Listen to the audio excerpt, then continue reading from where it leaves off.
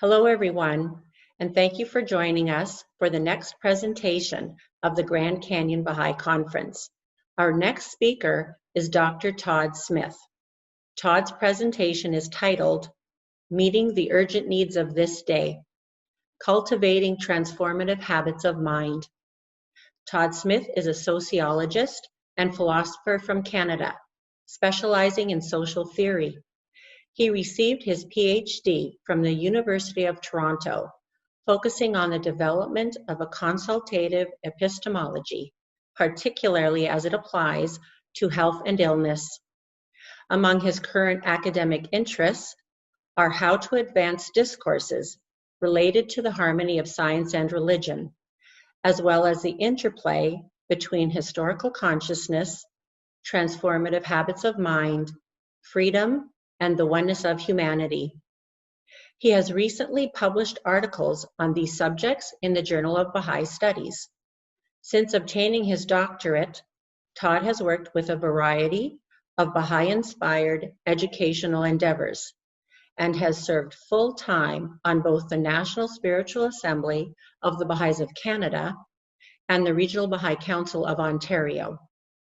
In 2011, he moved to Haifa, Israel, to serve as the coordinator of the Office of Correspondence at the Bahá'í World Centre. In the summer of 2013, he became the coordinator of the research department at the Bahá'í World Centre and worked in that capacity until October 2020. Most recently, he was appointed to the executive committee of the Association for Bahá'í Studies and has over a number of years served as a facilitator at graduate seminars organized by the Institute for Studies in Global Prosperity in Canada, the United States, and Australia. Welcome, Todd. Hello, dear friends. It's wonderful to have this opportunity to be able to share some thoughts with you. Obviously, it'd be much better if we could all be together. But that notwithstanding, I'm very grateful for this chance to share these thoughts, especially given the fact that we're living in in my understanding, a very significant period of time. As you know, we're in the last two cycles of this plan. We're in the last two cycles of this 25-year enterprise that we've been engaged in since 1996, the primary aim of which was to advance the process of entry by troops. And we're also in the last year of the first century of the formative age. So it's a very, very compelling period of time. And in addition to that, humanity itself is going through what can only be described as a massive transition process, facing tremendous tests.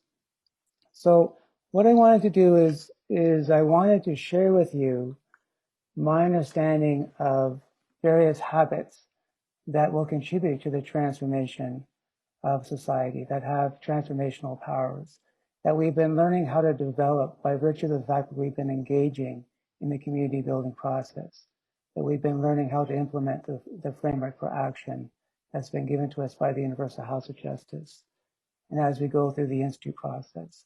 And obviously I can't cover all the habits of mind that are essential for transformation, but I wanted to highlight a few of them. But before getting to those, I also wanted to highlight what I understand to be habits of mind that are particularly detrimental and that actually serve to perpetuate certain crises that humanity is facing or certain conditions that are not conducive to our advancement. So I'll get to those before I get to the transformational habits. But even before that, I just wanted to begin by highlighting what I understand to be some of the conditions that humanity is facing right now by drawing in particular attention, drawing upon a passage from Shoghi Effendi, first of all, and then a passage from the Universal House of Justice, which was recently written to us November 25th, 2020. Now, what I find striking is that the language that Shoghi Effendi used to describe the situation back in 1936 is very similar to the language that the Universal House of Justice is using to describe the situation that we're in right now. So I'll just begin by reading this passage. Shoghi Effendi says, sore tried and disillusioned, humanity has no doubt lost its orientation and would seem to have lost as well its faith and hope. It is hovering unshepherded and visionless on the brink of disaster. A sense of fatality seems to pervade it. An ever-deepening gloom is settling on its fortunes as she recedes further and further from the outer fringes of the darkest zone of its agitated life and penetrates its very heart. So again, that was back in 1936. He wrote that on 11 March 1936. And this is from the most recent letter of the Universal House of Justice to the Baha'is of the world. The House of Justice says, but it is no wonder that, in some quarters, hope has become a depleted resource. There is a mounting realization on the part of the world's people that the decades ahead are set to bring with them challenges among the most daunting that the human family has ever had to face. The current global health crisis is but one challenge. And then it goes on from there. So as we know, this last year has been very much of a challenge for the world's peoples by virtue of the fact that we've been facing this pandemic. As I'm speaking to you right now, there is some hope on the horizon because of that the vaccine has become available and is beginning to be distributed. So that's starting to be figured out. But this doesn't detract from the fact that humanity is facing this sense of loss, the sense of alienation, the sense of desperation. And I think it stems obviously from the pandemic and obviously from the conditions that have been generated by virtue of the fact that we've been facing this pandemic, which obviously has caused tremendous sadness and death and has caused job loss and economic turmoil in various ways. But in addition to that, there are also challenges that have been wrapped around what it means in terms of who we are as human beings, the crisis of identity. And this is another passage that I think is relevant to this discussion. It's from the Universal House of Justice again. The House of Justice wrote this on 18 January 2019. The House of Justice says, humanity is gripped by a crisis of identity as various peoples and groups struggle to define themselves, their place in the world, and how they should act. Without a vision of shared identity and common purpose, they fall into competing ideologies and power struggles. Seemingly countless permutations of us and them define group identities ever more narrowly and in contrast to one another. Over time, this splintering into divergent interest groups has weakened the cohesion of society itself. Rival conceptions about the primacy of a particular people are peddled to the exclusion of the truth that humanity is on a common journey in which all are protagonists. So we have this crisis of identity. This crisis of identity is coupled with the crisis that we're facing with the pandemic. Associated with the crisis of identity is the palpable racism that has emerged over the last year.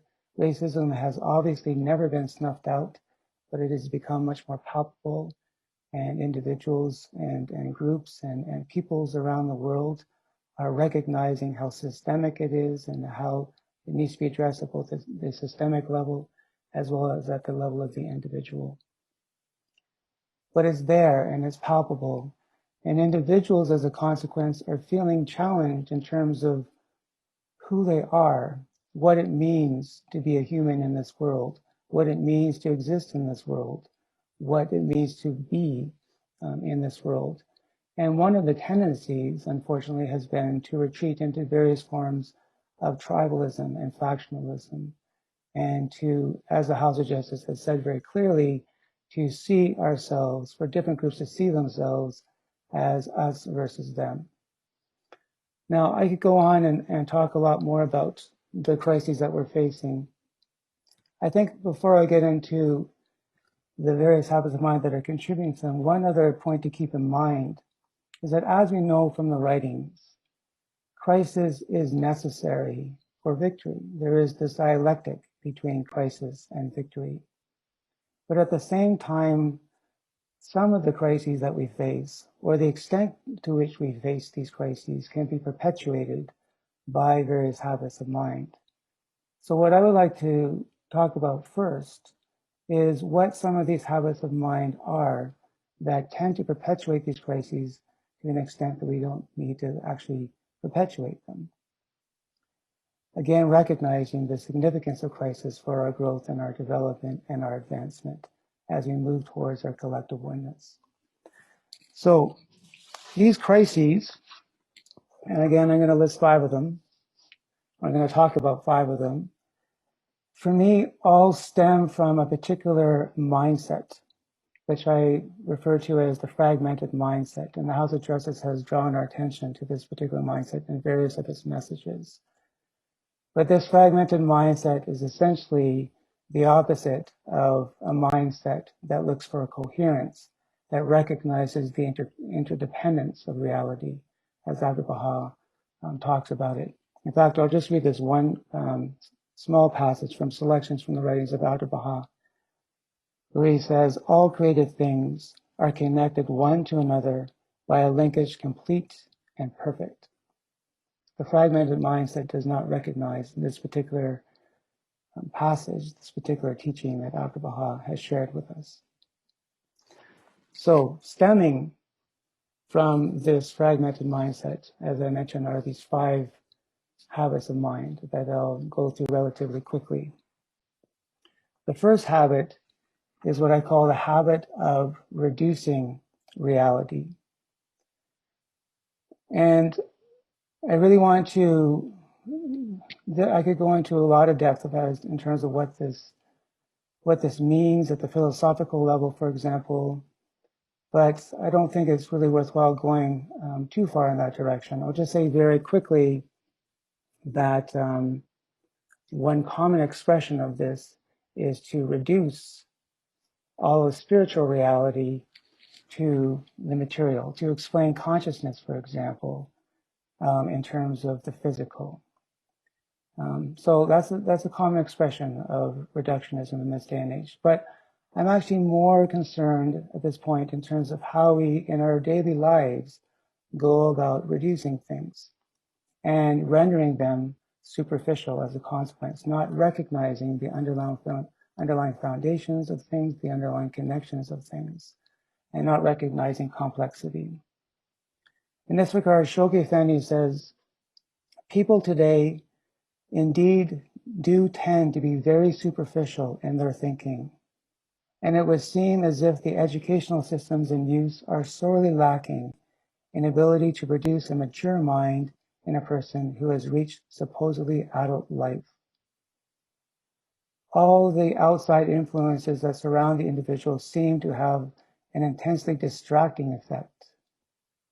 And it is a hard job to get the average person to do any deep thinking or even a little meditation on the problems facing him and the world at large.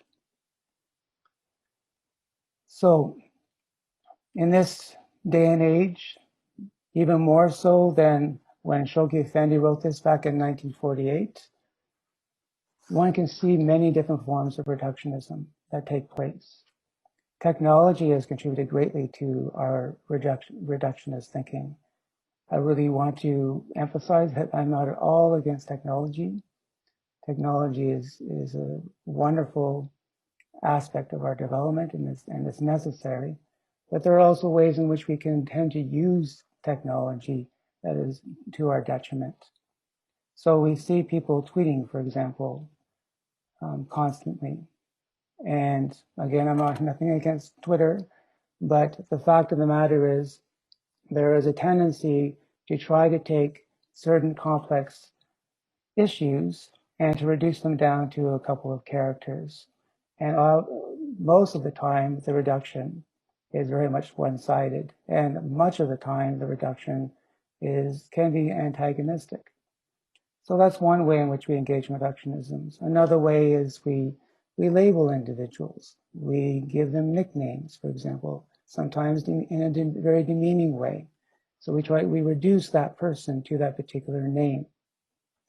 And then we're always surrounded in this day and age by a flurry of images that capture aspects of reality for a fleeting period of time, and then we move on to another flurry of images.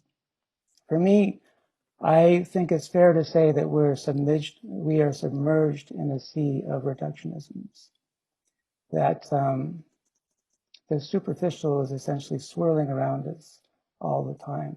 And as Shoghi Effendi said, it's extremely difficult in this day and age, to dig below the superficialities and try to get at the underlying connections, recognizing the interdependence of things. So that's one habit of mind that we've fallen into that's related to the fragmented mindset.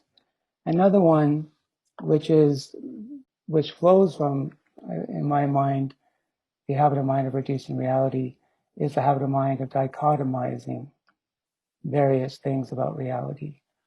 And even worse than that is to engage in othering. This is again from the message of 18 January 2019, where I've already quoted this part, but I just want to emphasize this part. The House of Justice says, seemingly countless permutations of us and them define group identities ever more narrowly and in contrast to one another. Over time, this splintering into divergent interest groups has weakened the cohesion of society itself. So there's a tremendous emphasis in this day and age. There has always been this emphasis. It seems to be even more palpable now, where individuals tend to group themselves, to retreat into their tribes, and to see others as antagonistic. The worst form of this, well, it is not the worst form, it is an extraordinarily awful form of this, is racism. House of Justice says in 22 June 2020, this message, which you're all familiar with, racism is a profound deviation from the standard of true morality. It deprives a portion of humanity of the opportunity to cultivate and express the full range of their capability and to live a meaningful and flourishing life while blighting the progress of the rest of humankind. What I find interesting about this passage is that not only does it draw attention to the fact that when we engage in racism, we are actually oppressing another group. We are not only oppressing another group, which in and of itself is a horrible thing, but by doing that, we're also depressing humanity as a whole. So again, not recognizing the interdependence between all human beings. The third habit is the habit of falling into individualism. What I would like to emphasize about this particular habit of mind, first of all, I think it's important to recognize that individualism, the mentality that's associated with individualism, has had tremendous benefits for humanity or for certain segments of humanity. It has led to progress. It has led, for example, to an understanding about the importance of human rights and freedoms. So I really don't want to come across as if I'm suggesting that this particular mentality doesn't have its benefits. It does. But for me, it's more that's been taken to the extreme, especially again in this day and age. So we engage in the cult of individualism, which is essentially the notion that the individual is supreme over the collective, and that whatever is right for the individual is what is in fact right. It gets into what I would term me-centrism, into egoism, and to a tremendous sense of entitlement, a sense that I have a right to what I have a right to.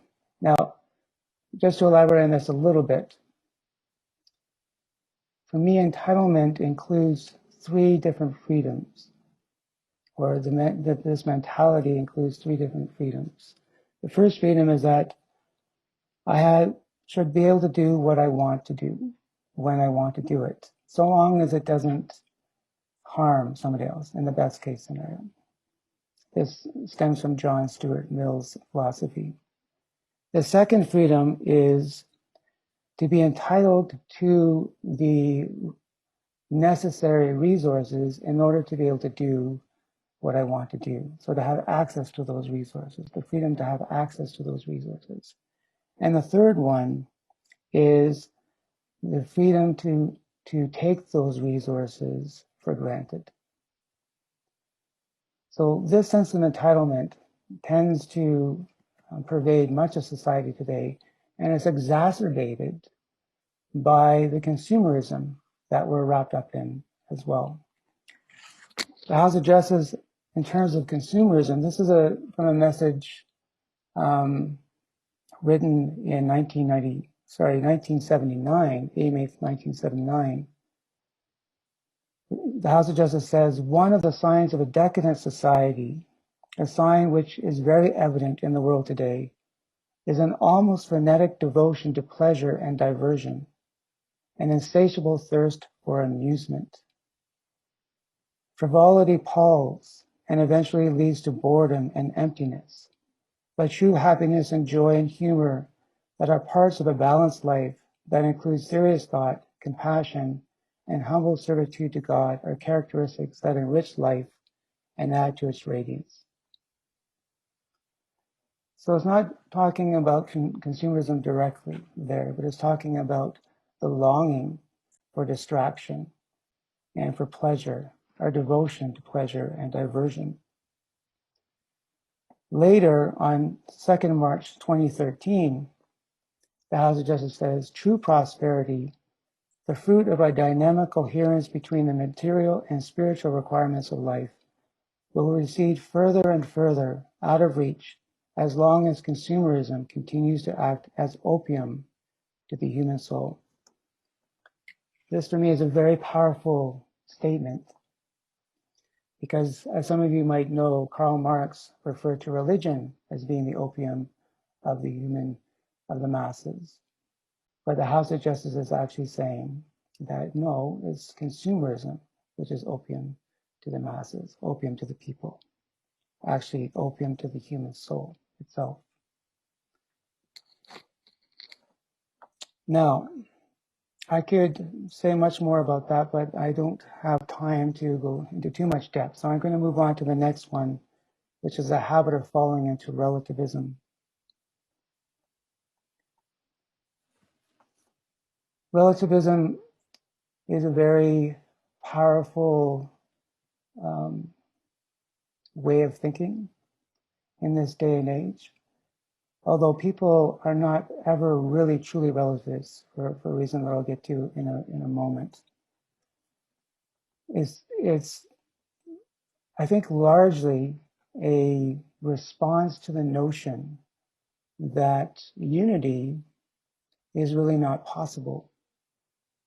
The belief that we can't actually achieve a significant level of unity in order to address the crises that are before us, that we're facing, in order to achieve progress in general.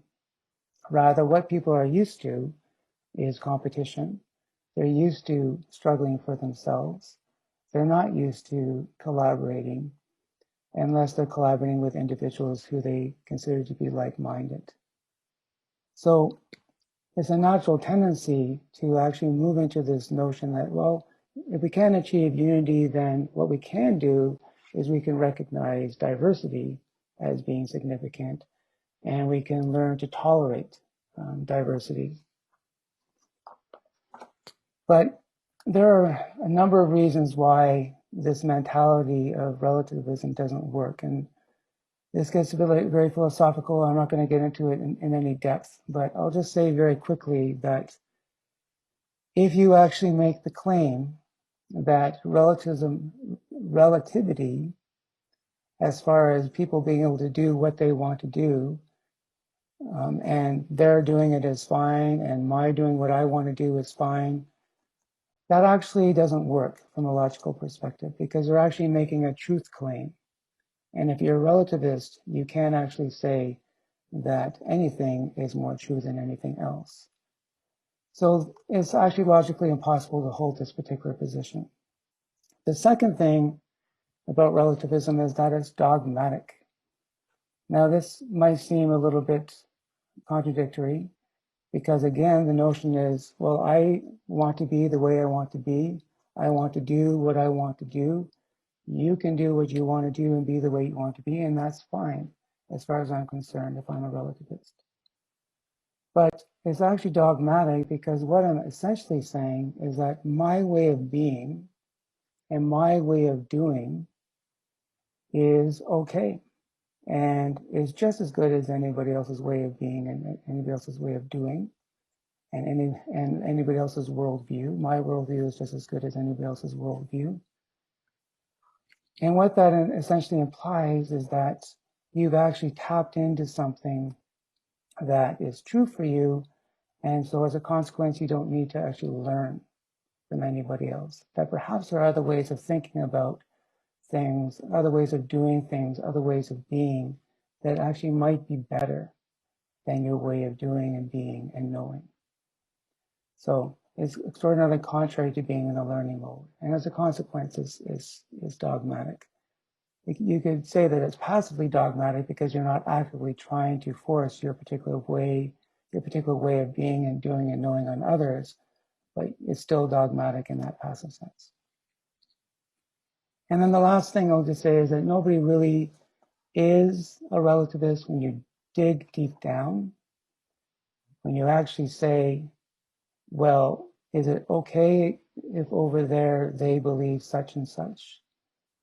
And you might superficially say, yes, it's okay. But if you are in any way threatened by that, then you'll actually have difficulty with it. I don't think there's really a culture in the world that doesn't recognize, for example, that loyalty is an important moral concept. So, digging deep down, nobody really is a relativist. But there's still this tendency, there's still this mindset, there's still this habit of mind to say, well, we should all be able to do what we want to do and try to retain it. But again, it's mostly at that superficial level that Shoghi Effendi talked about. The last habit of mind that, in my mind, perpetuates the crises that we're facing, that stifles progress, that stifles humanity's progress towards its destined oneness, is in fact the habit of falling into dogmatism. And this comes in many forms. We see polarization. I'm not sure if we could say it's more pronounced now than it ever has been, but it's certainly extraordinarily pronounced right now. We see partisan politics that's well, it's definitely in many ways quite destructive. And the objective oftentimes are for different parties to undermine each other to the extent that they can. There's certainly not an attempt to try to achieve unity, at least in any sustainable way. There's again tribalism, there's religious fanaticism. So there are many different forms of dogmatism.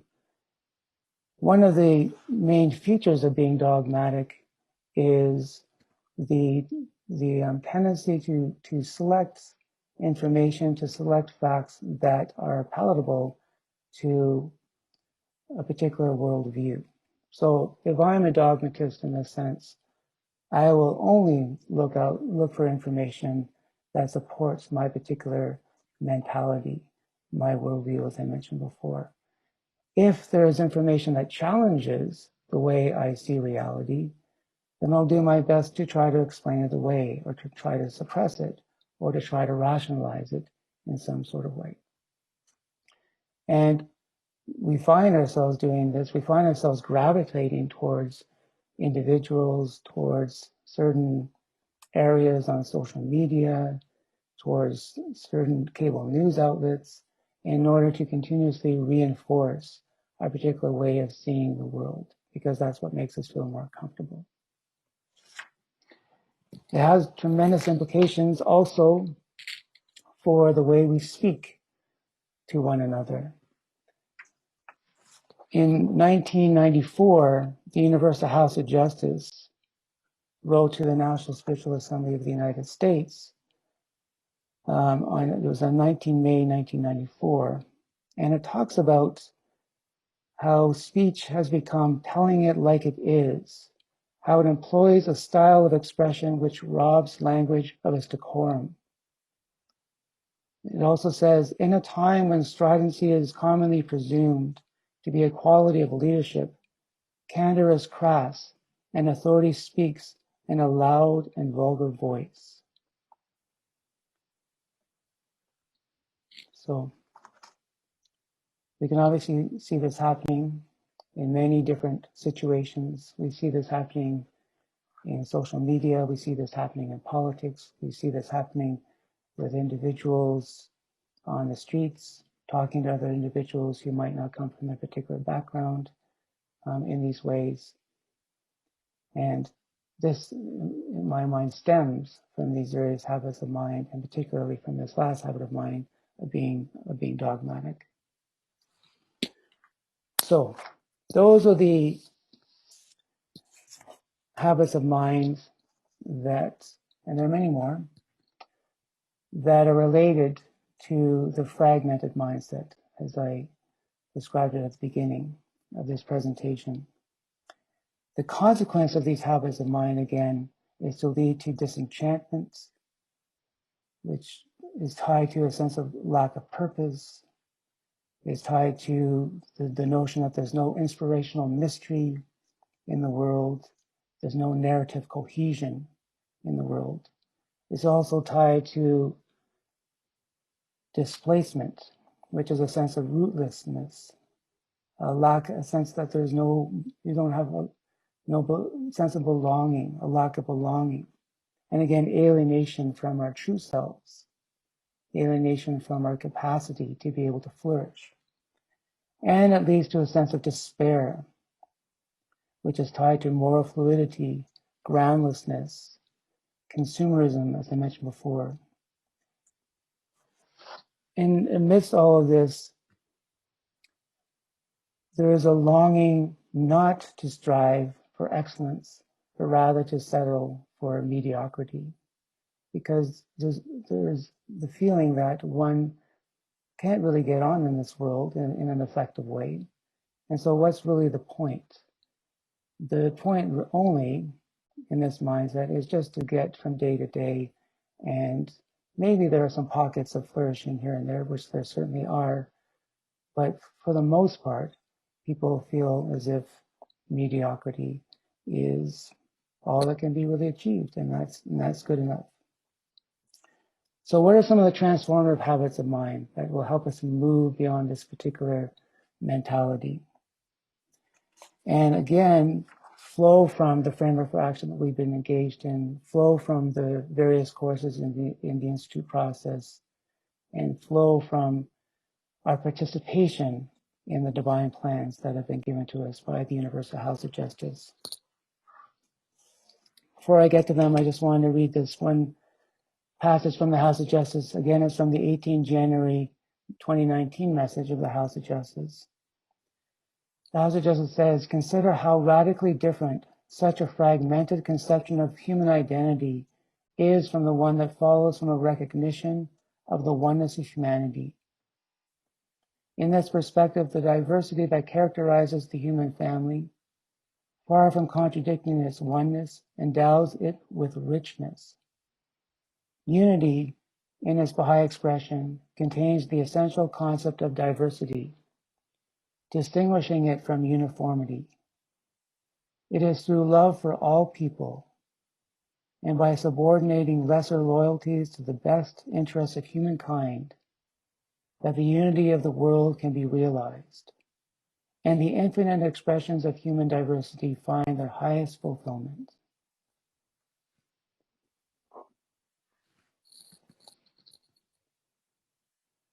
These 5 habits of mind flow from this passage, this emphasis on unity that the House of Justice is emphasizing in this passage, and the importance of subordinating lesser loyalties to the best interests of humankind in general. The first habit of mind that I want to draw your attention to, which in my mind again is transformational, is our capacity to situate ourselves historically and to recognize that what we are engaged in is an inclusive, world-embracing narrative that is unprecedented in our history at this time, or at least the way it's being expressed at this point in time. Before I talk about that, though, I think it's important to emphasize that there can be these two tendencies. One tendency is to say we should be living in the moment. And another tendency is to say we should be situating ourselves historically. I don't think that there's a contradiction between those two. I don't think that the emphasis on living in the moment, which we hear a lot about, is the way to go, because it's often tied up with distraction, as I spoke about before. But it is important to be living in the moment in many respects.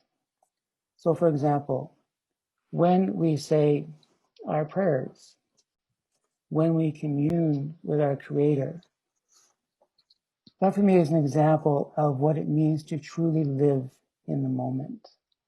If we're striving to the best of our ability to say, for example, the top of Ahmad, and to understand every word that is being said in that particular tablet, that's living in the moment, and that's a critical element of what it means to be a human being.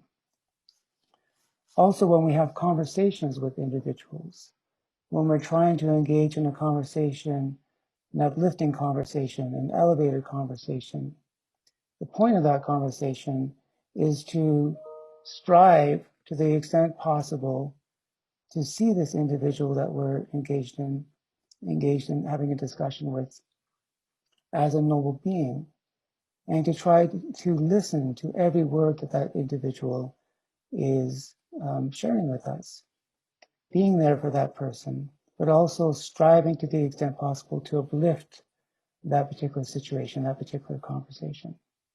So that's another example of being in the moment.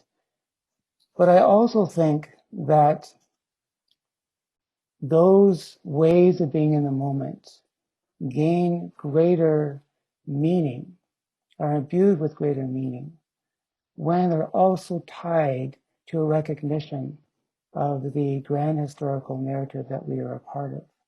So being able to reflect on this narrative, again, to situate ourselves within the context of this narrative, imbues these moments, these periods of time, and when we're conversing with our Creator, when we're having conversations with individuals about who, for example, the person of Baha'u'llah is, or what the individual might be struggling with, and imbues them with greater significance. So this, I would love to be able to read the 3 paragraphs from the 2nd March 2013 message of the House of Justice, which the House of Justice wrote to the friends in Iran, where it describes this concept of history that we're engaged in. It describes, for example, that humanity is approaching the crowning stage in a millennia-long process, which has brought it from its collective infancy to the threshold of maturity, a stage that will witness the unification of the human race.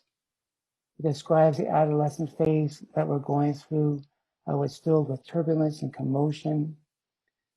And then it says the fits and starts of humanity struggling to come of age. It refers to that. It talks about widely accepted practices and conventions, cherished attitudes and habits are one by one being rendered obsolete. So it gives this panoramic vision about where humanity is moving. And then in the next paragraph, it talks about these dual processes of interaction, of integration and destruction, the destructive process and the integrative process, which again, I won't get into in any depth. But the point in my mind is recognizing that these processes are unfolding, that we're moving through this stage of adolescence at this point in time, and that we're moving towards our collective oneness. At the end of this section, the House of Justice says, such is the view of history that underlies every endeavor pursued by the Baha'i community. So we have to have this concept at our disposal, this consciousness at our disposal as we engage in every single moment that is so precious. The second habit that is tied to this more coherent way of thinking, as opposed to the fragmented mindset, is the habit of thinking coherently. So I'm a little bit redundant there. It's tied again to this notion that all things are involved in all things, that everything is interdependent, to being able to see things in terms of complexity. We've been learning a lot about this as we've been engaged in the framework for action. We've been learning about, for example, how the different activities that we're engaged in. Say I'm engaged in a devotional gathering. Recognizing the significance of that devotional gathering is one element of consciousness. Trying to do my best to make it the best possible devotional gathering that I can is part of what I'm endeavoring to do. But then also being able to situate that devotional gathering with other activities that are taking place in the neighborhoods that I'm in, or in the cluster that I'm in, the community that I'm in, and seeing how they reinforce each other and how they contribute to each other and help each other to evolve. In this, the 28 December 2010 message, the House of Justice says, expansion and consolidation, individual action and collective campaigns, refinement of the inner character and consecration to selfless service, the harmonious relationship between these facets of Baha'i life is now readily acknowledged. It brings us equal pleasure to know that the friends are on their guard, lest new false dichotomies be allowed to pervade their thinking. They are well aware that the diverse elements of a program of growth are complementary. The tendency to see activities and the agencies that support them in competition with one another, a tendency so common in society at large, is being avoided in the community. It's exciting to know that the Baha'i community is learning about this, that we're learning how to transcend this particular mentality of fragmentation that pervades the rest of humanity in various ways. And that is not just the Baha'is, but it's the Baha'is and their friends who are engaged in these processes together, that are learning alongside each other in this way. The 25 November 2020 message also emphasizes this point. It says, for it is within the context of a flourishing community, especially a center of intense activity in a village or neighborhood, and when each element of the plan's framework is given the attention it requires, that those elements most visibly cohere and connect, multiplying the community's powers in the field of action. Multiplying the powers. So the idea that when these activities are coherent with each other, when they're building upon each other, when they're mutually reinforcing, their powers are multiplied.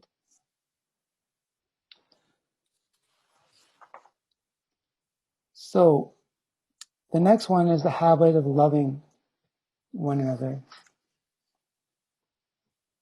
I felt a little bit hesitant to call this a habit. Maybe it's better described as a capacity, but I do feel that it's something that we're learning to internalize and to make a part of our being. So in that sense, perhaps it's okay to call it a habit. This passage from Abdu'l-Baha, well, let me just read this and then I'll share what I'm thinking about it. Abdu'l-Baha says, "Love is the most great law that ruleth this mighty and heavenly cycle. The unique power that bindeth together the diverse elements of this material world.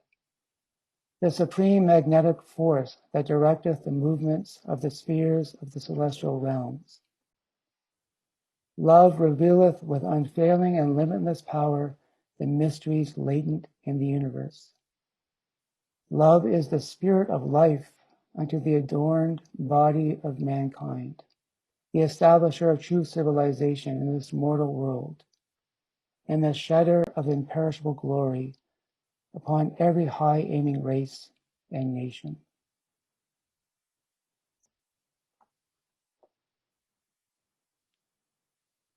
What I find compelling about this passage is that Abdu'l-Baha describes love as the most great law that ruleth this mighty and heavenly cycle. So by loving others, we are tapping into this law that Abdu'l-Baha has described, this supreme magnetic force. By doing so, it has tremendous implications for transcending the habits of mind that I spoke about before, by transcending dogmatism, for example, by enabling us to break down the barriers that exist between individuals, between groups. It opens minds. Love opens minds. In this regard, the House of Justice, again in this message of 22nd June 2020, says, "Ultimately, the power to transform the world is effected by love. Love originating from the relationships with the divine. Love ablaze among members of a community. Love extended without restriction to every human being. This divine love, ignited by the Word of God, is disseminated by enkindled souls through intimate conversations that create new susceptibilities in human hearts." And this is the part here. "Open minds to moral persuasion and loosen the hold of biased norms and social systems so that they can gradually take on a new form in keeping with the requirements of humanity's age of maturity. You are channels for this divine love. Let it flow through you to all who cross your path." So if we want to open minds, if we want to loosen the hold of biased norms, if we want to break down the barriers that are erected by dogmatism, this habit of loving others is fundamental, it seems. We know that Abdu'l-Baha was the essence of love. And he did many things, but two things that I'll highlight here is that when he spoke in very logical ways. But it wasn't just his logic that compelled others to listen to him and for their hearts to be transformed and for their minds to be transformed. It's because he imbued his speech with this absolute essence of love that he talked about as well. So he combined the logical with this essence of love. The fourth habit, which is tied directly to this one that I was just speaking about, is the habit of embracing a humble posture of learning. Again, this is from the message of 28 December 2010. The House of Justice says, "An increasing number of believers participate in the teaching and administrative work undertaken with a humble attitude of learning." As an increasing number of believers participate in the teaching and administrative work undertaken with a humble posture of learning, they should come to view every task, every interaction as an occasion to join hands in the pursuit of progress and to accompany one another in their efforts to serve the cause. In this way will the impulse to over-instruct be quieted. In this way will the tendency to reduce a complex process of transformation into simplistic steps susceptible to instruction by manual be averted.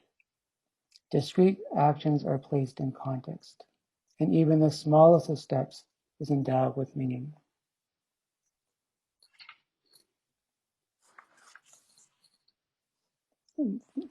There's much to say about this particular habit of mind.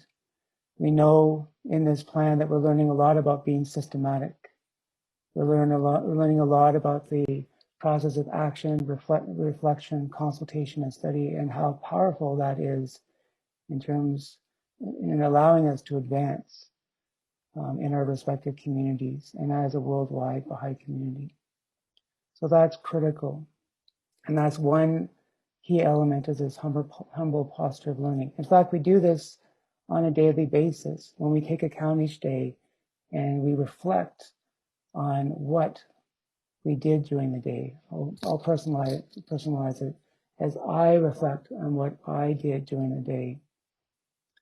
If I'm in a humble posture of learning during that period of reflection, I'm thinking about what I actually did and what I can do better and how what I did relates to what the guidance says, what the teaching says, and then how I can further transform the way in which I go about the way I serve humanity and the way I strive to uplift others the next day. So that's part of it. That's this sort of systematic part of it. But the second part of it, there are many parts of it, but the second part that I would emphasize now is the longing, in my understanding, that this humble posture learning, that's a part of this humble posture learning, the longing to uplift others and to learn from others and to celebrate the accomplishments of others and the generation of knowledge that others are engaged in. Now, obviously, I want to be a part of this process of generating knowledge. I want to contribute to the generation of knowledge. And I want to be doing so on a path of service alongside everybody else.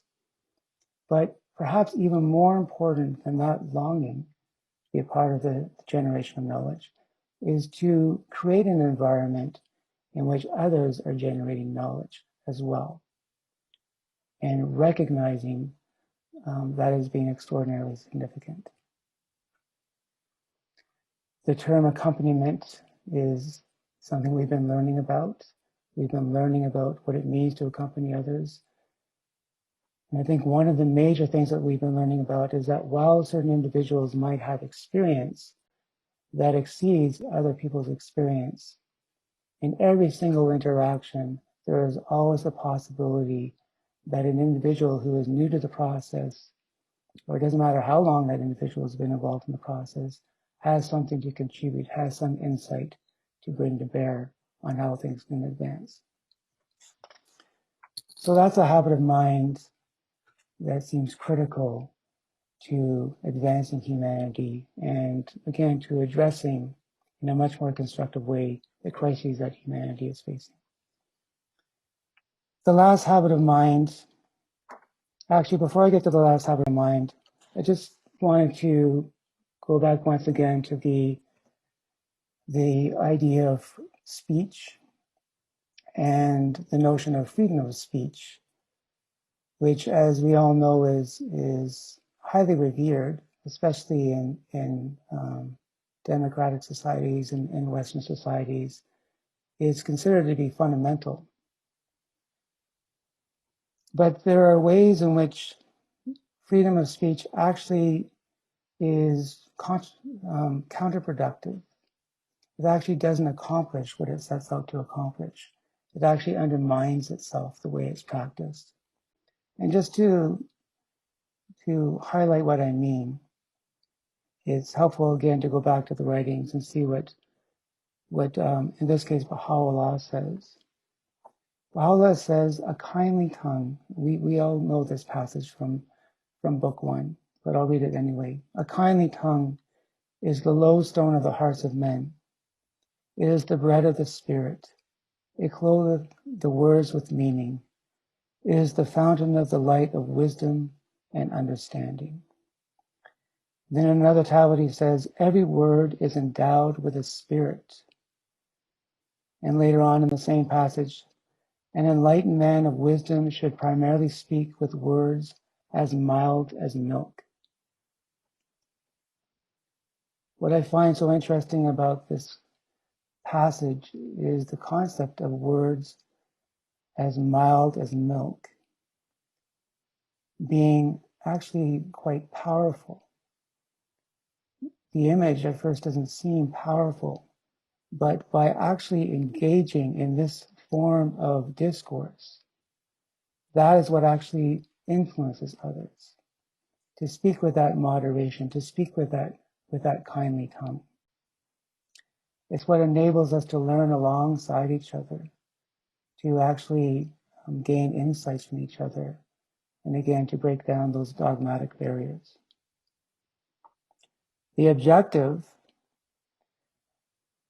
this passage for me describes the objective of what we're trying to achieve, what the actual nature of communication actually looks like. Baha'u'llah says, they who are the beloved of God, in whatever place they gather, and whomsoever they may meet, must evince in their attitude towards God and in the manner of their celebration of His praise and glory, such humility and submissiveness that every atom of the dust beneath their feet may attest the depth of their devotion. The conversation carried by these holy souls should be informed with such power that these same atoms of dust will be thrilled by its influence. And then the House of Justice says, in its 25 November 2020 message, but whether through deeds or words, the merit of your every contribution to social well-being lies first in your resolute commitment to discover that precious point of unity where contrasting perspectives overlap and around which contending peoples can coalesce. So this is what free speech really is. It's not about just being able to say what you want to say and in the manner in which you want to say it. True free speech is speech that actually liberates us all to contribute to social well-being in a way that uplifts everybody in the process. And it is only through these habits of mind, it is only through the habit of mind of loving others, for example, that we can achieve this, or through the habit of mind of engaging, of having a humble posture of learning. The last habit of mind, I notice that I just have a couple minutes left, so I won't dwell too long on this, but I think it's critical. It brings me back to the beginning of this presentation and the notion that with crisis, there's always victory. There's this dialectic between crisis and victory. And it's the habit of mind of being able to embrace tribulation, to see tribulation as, again, being necessary for victory, but also to see it as being necessary for our collective flourishing, our individual flourishing. But even more than that is to embrace tribulation because it is necessary for our joy as individuals. To be very honest with you, I have always found it theoretically understandable how crisis and victory are conjoined, how they are necessary to each other. And I've also theoretically understood, at least to the extent that I can understand it, how tribulation is necessary for flourishing and for progress and for development. I mean, it's obviously the case that we can't develop unless there's some sort of some tests and difficulties that we confront. It's necessary for the growth of any individual being. But to also embrace the notion that tribulation is necessary for true joy is something that I don't feel like I've mastered yet. But reading the passage that I'm going to read of Abdu'l-Baha, I think is very helpful in this regard.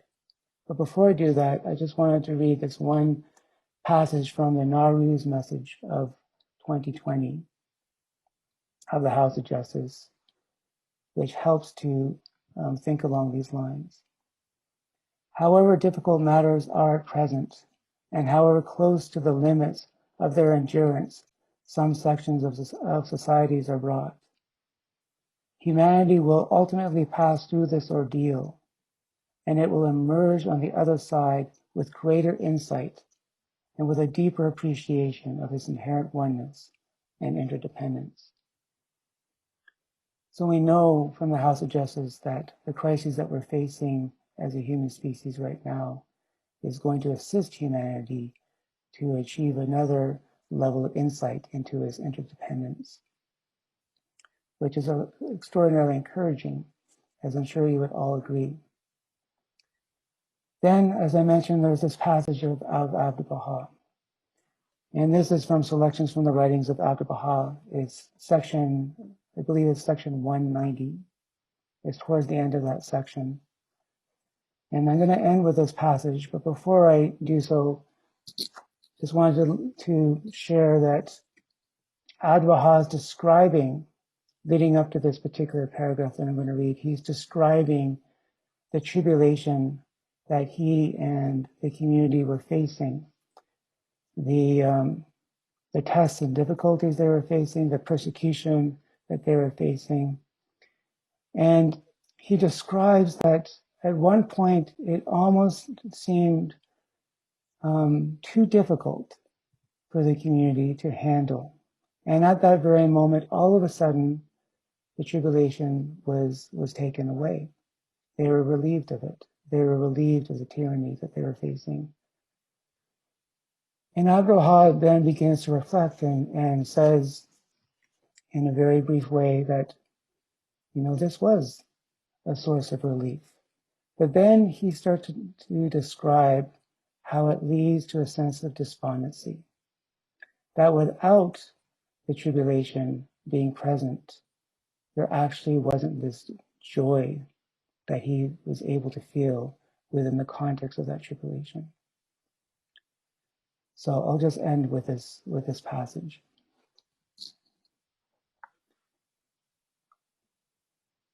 Abdu'l-Baha says, and yet from one point of view, this wanderer was saddened and despondent.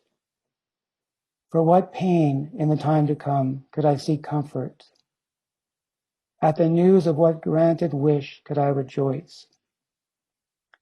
There is no more tyranny, no more affliction, no tragical events, no tribulations. My only joy in the swiftly passing world was to tread the stony path of God and to endure hard tests and all material griefs.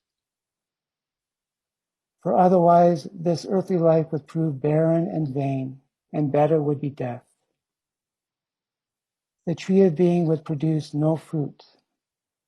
The sown field of this existence would yield no harvest. Thus it is my hope that once again some circumstance will make my cup of anguish to brim over. And that beauteous love, that slayer of souls, will dazzle the beholders again. Then will this heart be blissful, this soul be blessed.